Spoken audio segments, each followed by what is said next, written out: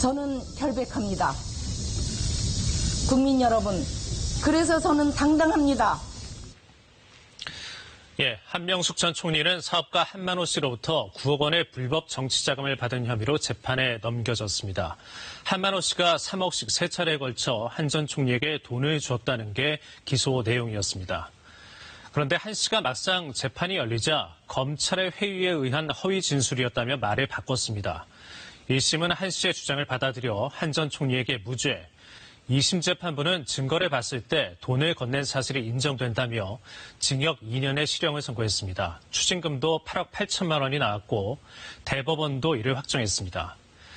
하지만 당시 판결에 참여한 대법관 13명 중 5명은 전체 정치자금 수수의 9억 가운데 6억에 대해서는 유죄로 보기 어렵다는 의견을 낼 정도로 논쟁이 치열했습니다.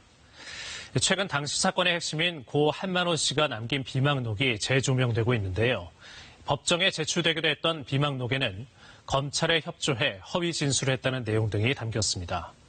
그래서 여권을 중심으로 당시 수사와 재판 과정에 대한 문제 제기가 재점화하고 있습니다. 계현우 기자가 보도합니다. 1200페이지에 달하는 한만호 씨의 비망록이 소설일 수는 없다. 사법농단 문건에 한명숙 사건을 무죄로 하면 상고법원 입법에 어려움이 있다고 돼 있다. 검찰 수사와 법원 판단 모두 의심받고 있으니 재조사를 하라는 것이 오늘 민주당의 요구입니다. 늦었지만 이제라도 진실을 낱낱이 밝혀내야 합니다. 그것이 검찰과 사법부의 정의를 바로 세우는 길이라고 믿습니다. 이어 열린 법사위에서는 이 문제가 쟁점이 됐습니다. 같은 주장을 반복한 민주당 의원들에 대해 통합당 의원들은 사법 불신을 초래할 것이라고 주장했습니다. 국가기관에 대한 불신을 조장하고 공론을 분열시키는 이런 행태보다는 재심을 청구해서 명명백백히 밝혀내는 게 가장 좋은 방법이라. 재조사 요구를 받은 추미애 법무부 장관은 조사 필요성을 언급했습니다.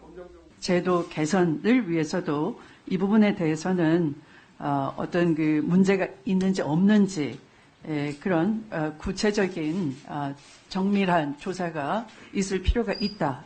민주당은 한명숙 전 총리 사건을 21대 국회에서 추진할 검찰 개혁의 한 의제로 생각하는 것으로 보입니다. KBS 뉴스 계현우입니다.